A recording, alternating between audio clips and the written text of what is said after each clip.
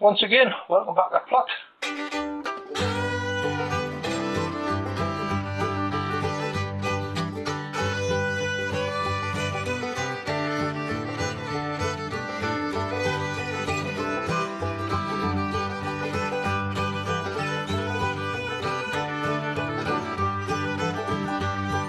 Right, well, good afternoon everybody.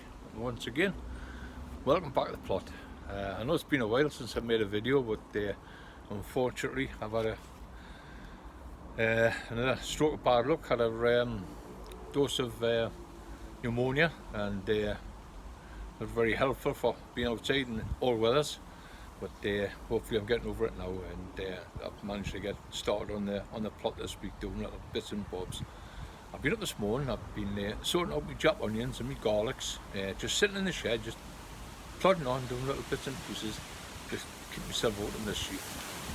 But I thought this afternoon I'll go in the back here, in the greenhouse. I want to start getting my sweet peas sown, because that's a must. It's something I don't want to put off any longer. The wind's been a bit chilly this afternoon. It was absolutely lovely first thing this morning, nice and mild, nice warm wind, but it's starting to turn a little bit cool now, so I'm not going to be hanging around out here too long. What I wanted to do was to get outside here and just show you the grapevine. Loads of comments on the Facebook page about the grapevine. She's only a 2-year-old vine, and she's absolutely romping away. I've had some smashing little bunches of grapes. You can see down there, these little black ones. They're not very big, but when you consider it's had no feed, hasn't had any looking after for a good 3 months now since I've been poorly. But as I mentioned, it's just in a little recycling box, but there's plenty of holes in the bottom, and that's it's allowing the roots to go through the bottom into the subsoil, and it's doing great. Now I'm going to do a full video on this at the end of next month, which is in October, in November. What I would suggest is what I have got to do is to finish off building the frame. As you can see, I've got timbers crossing over onto my fence. I've got an extra one here, an extra one there, and then some crossover, 3 or 4 smaller crossover pieces here, and that's going to allow to get the tops of the grapevine to stretch over, and then come next year we'll have a whole canopy full of grapes, and that's a plan. But only little jobs to do now. If you are thinking about extending your framework, get it done now, and it means your vine is here. It's still a bit pliable. You want to get them done now and get them tied in, but I wouldn't start doing any cutting back just yet. I would just wait. I'll let you cut mine back in early November. That's when the sap stops rising, sinks back in the roots, and then the shoots turn a nice dark brown. That's when I let you cut mine off. Once all the leaves dropped out, you can see the leaves are turning a nice golden red there at the moment. Once they've all dropped off, I'll cut back. I'll take all them side shoots all these side shoots that we're not going to use, and they can be turned into root cuttings quite easy. So I'll do a full video on that, probably the first week in November. We'll do the cuttings, we'll do the feeding. All that needs a box needs a good weeding out and a good handful of fresh horse manure put on the top of there. And then, as I say, the first feed's not until February, but we've still got plenty of time. Just make sure you kept the soil moist, especially here. I'm right under an acer tree, which is next door. It gives me a little bit of frost protection, which is the idea of having it here. It's south facing, so I get the sunshine most in the west there, and it's perfect. It's grown away really well. I'm really pleased with it for only being 2-year-old. If you take into account the first year we rooted it, we take it from the cutting stem, which I took in November, and then you cut the following 2 years after that before it starts fruiting. So this is really into its 3rd year. But they're so easy to grow with minimum looking after, and feeding wise, spray wise, cleaning wise, they're great for keeping clean. I don't think I've sprayed this once this year. I've had no pests or nothing on it. I've got a little bit of dye back on there. Maybe it's having a little bit of caterpillar. There's a couple of unturned leaves there, which I'm thinking has probably been a butterfly laid some eggs on there, but apart from that, it's been absolutely fantastic, nice and clean. So as I say, it's a grapevine for its second year, and I'll do a full video on that in November. But for the time being, I'm going to pop in that greenhouse and see if we can get these sweet peas. So okay, that's not so bad. A lot better in here. In fact, I might even take my jacket off. I've just got to be careful of, especially up the lot now when I'm in the polytones and you're sweating. That's the only trouble with polytones. They get that hot, and of course when you're inside trying to work in the heat, if you haven't got ventilation, that's why I always like to have plenty of nets along. I say the polytone, but in here, fantastic. Now, I don't know if you've noticed, of course this time of the year I always take my polythene off, whether it be bubble wrap or plain polythene.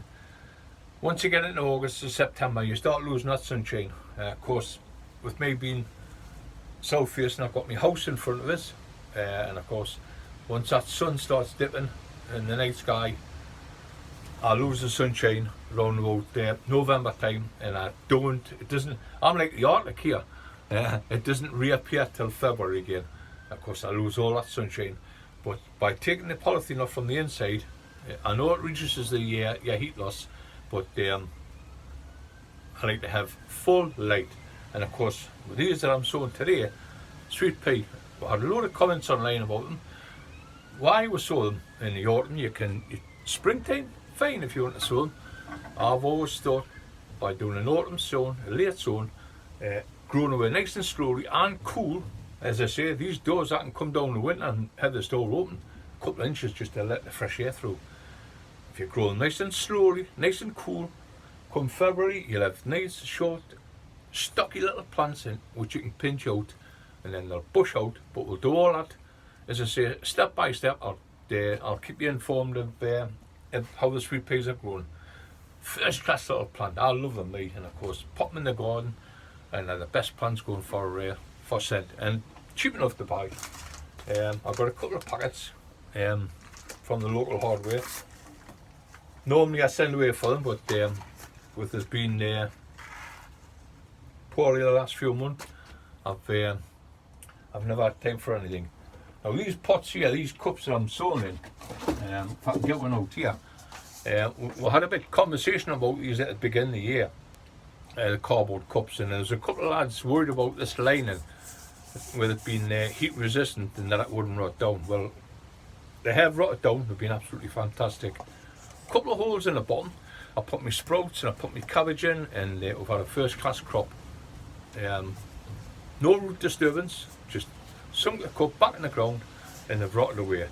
What you can do is, if you have them in trays like me, what I do, they're in trays, and I pour the water into trays, which I always do, always water from underneath, and the bottom gets absolutely sopping. And by the time you come to plant them out, all you have to do is just pull away the bottom, and it comes away and it exposes the root, and you just drop them straight into the soil. Fantastic, and you get a lovely, you get a first class crop. But that's the idea of doing them in the sweet peas this year. There'll be no disturbance. Normally I put them in plastic cups, paint pots. The reason being, I'm using my own compost, my 3-2-1 mix. You know what that is? It's 3 of multi-purpose, 2 of my own compost. I'll show you up the garden when we take it out the bins later on in the year. Nice and black, really first class compost. 1 of sharp sand. I mix for this mixture. I always add a little bit of perlite. There's my mixture there. Absolutely fantastic. Black, and it's a really first class compost for seeing these over the winter. There'll be no feed whatsoever. The 3-2-1 mix will do all that, and it'll keep them going right through until March, even in April, depending on where you are in the country and how warm it is. But I've planted mine outside in March, and they've been as hardy as anything. Now, they'll not stop in this greenhouse because it can be a little bit warm in here. Can get 40 in the winter once the light hits it, but we want it as cool as we can. So what I'll do with these, once they're planted, I'll transfer them on my trolley and I'll take them up the plot and they'll go in the lower bottom polytunnel. There's mesh on the doors, so the wind's blowing through them polytunnels all the time, so it's going to keep them nice and cool. Once again, they'll go up on the top shelf near the light, and that's what I'm on about, the light. Especially this time of the year in the winter, you want as much light as you can. Legginess, it's like you're baking soggy bottoms. It's a no-no, you don't want it. You want to keep your plants as near to the light, as near to the glass as you can. In the summer, it's a different story when you've got that full sunshine. Getting them right up near the light, you can often get sun scorch, but you just be very careful with them. So, as I say, they're going into these pots today, and what I've done, I've filled. No, I've done that yesterday. I'm getting these prepared, and you can see the watermark around there, because put a good soaking of water in the bottom and just let them. So it's just like a sponge, just let them soak their own water up. I never have to water above, and to me that's another no-no. The only time they get water on top is when I spray them. And of course, I made that up last night. That's my chamomile tea already. So I'm just going to finish off these last row, and on a cup this size, I would normally put 3, sometimes 4 seeds. That's all you want, and then just press them into the damp compost. And that way you'll not need any water on top. If you do need any water, if they start drying out, and then you can put your water in the bottom of the tray and it'll just soak it up. As I say, I'm just going to finish off these last ones. That's them done, and then all they'll need now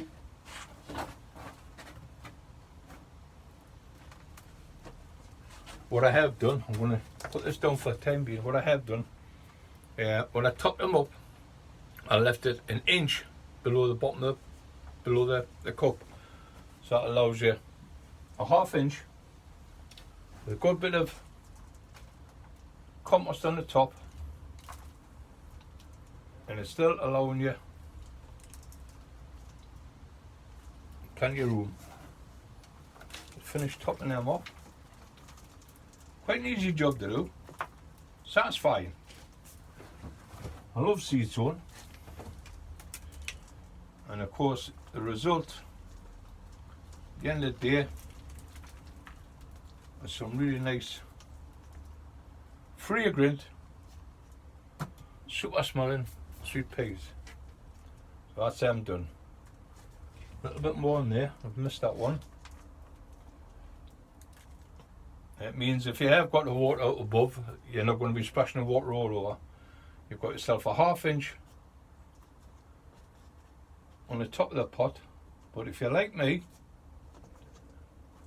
get yourself a tray, any tray will do, without any holes in. Set your cups in there, water from down below, and it's the best way. I've watered that way for years and years and years. So that's them done. What I did earlier on, I gave the sweet peas that I had already sown a good soaking of chamomile tea. And once again, that's the only time they'll get any water on them. And they'll go up the garden and they'll sit in the lower polytunnel up on the shelf with plenty of light. Yeah, give them a really good soaking. Happy with them. There we go. First of the sweet peas in. Now what I did do this afternoon when I was up there, as I say, I was sorting the Jap onions out. So we'll do a video on the Jap onions next week. I've cleared the old greenhouse that's going to be coming down this year, the 100-foot one. Me and Roger just cleared the bed, took all the outdoor tomatoes that were in there, cleared it all, I'll give it a good liming, and we're going to be putting the Jap onions in there. As I say, that the roof covering is just plastic, or it was reinforced plastic. Of course, all the plastic's rotted away now, and all that's left is the net. So that's fine. It's just going to be a bit of a cover for the onions. I'll take some of the polythene off the side, put some net on, and I'll take a couple of windows out the front, a couple of the glass windows, put some net on there so the wind can blow through, and then that'll reduce the risk of the whole thing collapsing through the winter. We've got staged on the inside, we're just holding it up for the time being. But come January, February, even into March, I think I'm going to have to decide, start taking it apart. But that shouldn't affect the Jap onions, because they'll be in the bed and they'll just be growing away. What I am going to do is I'm going to sow some Jap onions in these. Once again, if you've got a bit of disease outside in your garden, there's been loads of problems with onions. In fact, the whole Allium family over the last couple of years, white rot and different diseases and that. So what I'm going to do, I'm going to put some Jap onions in pots. I'm going to start them off in pots, and then I'm going to transplant them into a bed, probably one of the bottom polytunnels, and we'll see how they grow. Keep them disease free once again, and we'll just see how they grow. I'm going to try some large onions in big pots next year. I'll grow them on like I normally do. I'll manage to get some Kelso seed. Kelso haven't been on the market for quite a while. They lost a load of their stock a few years ago, but I've managed to get some Kelso seed for next year, so I'll start them off. They'll not be for sure, so I'll not have to start them off in November, December. I'll probably wait until end of January, even into early February. I'm setting away. I'll put my heat bed, my heat mat on in here. I'm just getting a new bag of clay pellets atop them, so that my mat sit nicely on the top there, and the heat will permeate through the trays. So I will start some onions off in here next year. By then we'll have some new covers on, and it'll all be washed down clean, hopefully, all ready. So that's a plan anyway. As I say, next week we'll do the Jap onions. What I had forgotten about, I think I had done on my last video, I'd started sowing the polyanthus, and of course the polyanthus were up the garden and were up the far end of the 100-foot greenhouse with just that bit net over the top of them. They had no cover, and of course the trays were just full of rainwater. They were absolutely soaking. Of course I hadn't been up there for 6 weeks, and by the time I got up there and I had realised what I had done, and I took a polyanthus out and I started draining them off, and with them being cold, they've been a lot slower growing than what they normally have. Normally by now I'm putting them off into multi-cell trays, but it just goes to show you how well they'll grow on. The seedlings have coming away, they're still growing away quite strongly. So what I've done, I've brought them down home where there's a little bit more heat in here. No heat, well, a little bit warmer than what it is up the plot. They've got full light, and they're a lot drier than what they were up there. So I'm just leaving them for the time being. Every week I'm giving them a spray over the top with chamomile tea, just to keep them nice and fresh. You see the pure light on the top there. Done the trick well. I had multi trays of different plants. There's a coleus, so I'd planted a tray full of them up, and I've just been doing little bits of potting off daily. But there's quite a few down here. I sent away for some flower seeds, which have been just growing away slowly there. There's lucifer there. I had to send away online for them. I can't remember where I got them from now, but I've been wanting them for years, and of course they're a slow growing variety. So I'm just leaving them where they are, and hopefully they'll grow away in the springtime. If not, I can take them up the plot where there's a lot more room. Big job this week. Not only the Jap onions, I've got my bulbs to sow. I've got all my daffs, my tulips, my mini hyacinths. I've got some alliums. I've got all sorts to do, but I'm just going to take my time. I'm going to get out the front tomorrow and start on my big tubs, because I've got all my hanger baskets still to come down.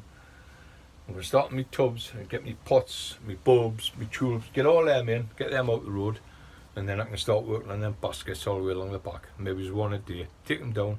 I've got fuchsias in them. The fuchsias want to come out, clip back, repotted, some nice fresh compost, 3-2-1 mix. Once again, perfect.